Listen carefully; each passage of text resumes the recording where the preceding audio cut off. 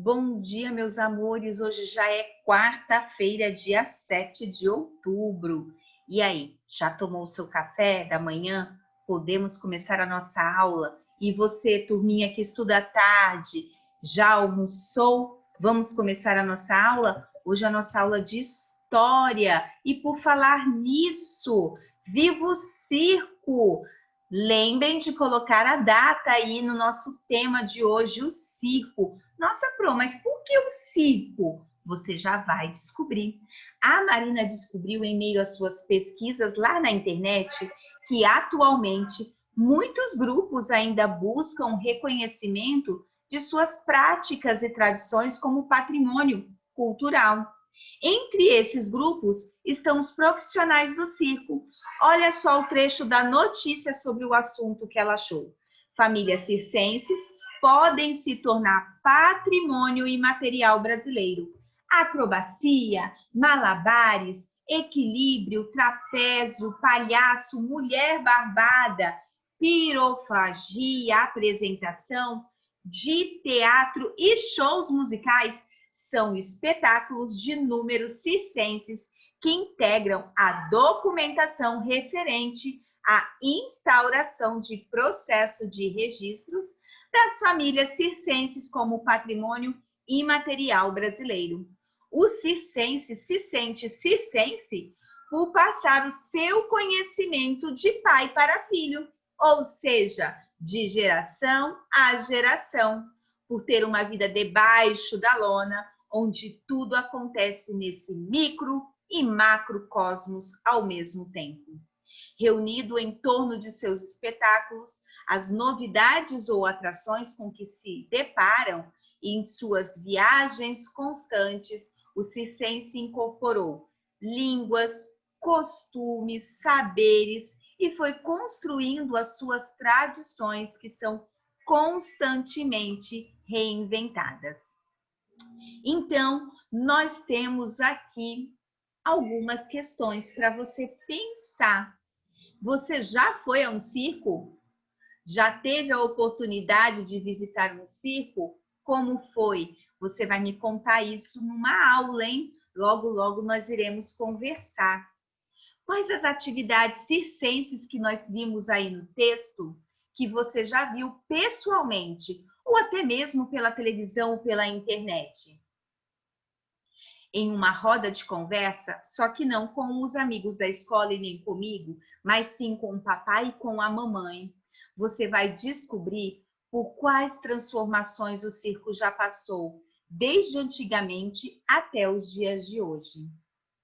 Você notou que os circenses eles querem que o circo seja reconhecido como patrimônio imaterial. E você acha importante que os circenses, que os grupos circenses sejam reconhecidos como patrimônio imaterial? Por quê? Será que é legal? O que os circenses eles passam? Eles não passam a sua cultura para os filhos? Isso não vai passando de geração em geração? Então, você acha importante eles serem reconhecidos também como patrimônio imaterial? Coloca a sua resposta aí. Em casa, você vai conversar com o seu familiar mais velho e descobrir se ele já foi ao circo quando era criança. O que ele mais gostava? Se ele ia com frequência? Com quem ele ia no circo? Depois você vai contar tudo isso pra gente. E aí, no nosso exercitando, você vai escrever com as suas palavras o que são patrimônios imateriais do Brasil.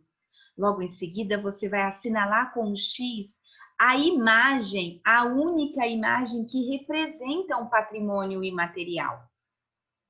Tradicionalmente, os patrimônios imateriais, eles são preservados de que maneira? Oralmente, por meio da prática ou por meio da escrita? Aí você vai ter que fazer uma pesquisa referente ao seu município ou até mesmo o estado de São Paulo. Ele há expressões culturais e materiais?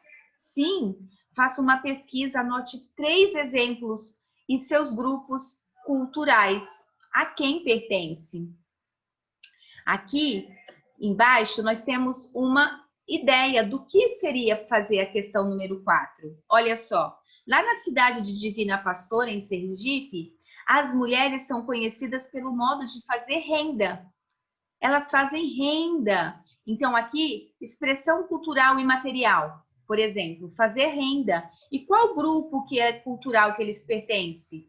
As rendeiras, né? Mas, completando essa questão, esse patrimônio aqui, que as rendeiras fazem, ele é um patrimônio cultural material ou imaterial? E justifica a sua resposta. Vamos voltar na 5. Na sua opinião, de que maneira as expressões culturais imateriais podem ser preservadas para gerações futuras?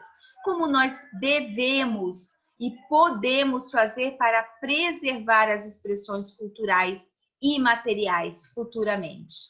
E aí nós vamos para as minhas ideias, nossas ideias, a arquitetura dos patrimônios materiais.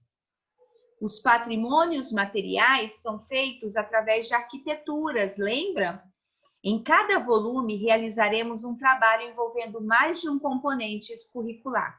O projeto deste volume envolve história e matemática, e nele você vai conhecer um pouco mais sobre a presença de formas poligonais nas construções históricas consideradas patrimônios materiais. Olha só os 2 exemplos de estilos de arquitetura de alguns patrimônios brasileiros.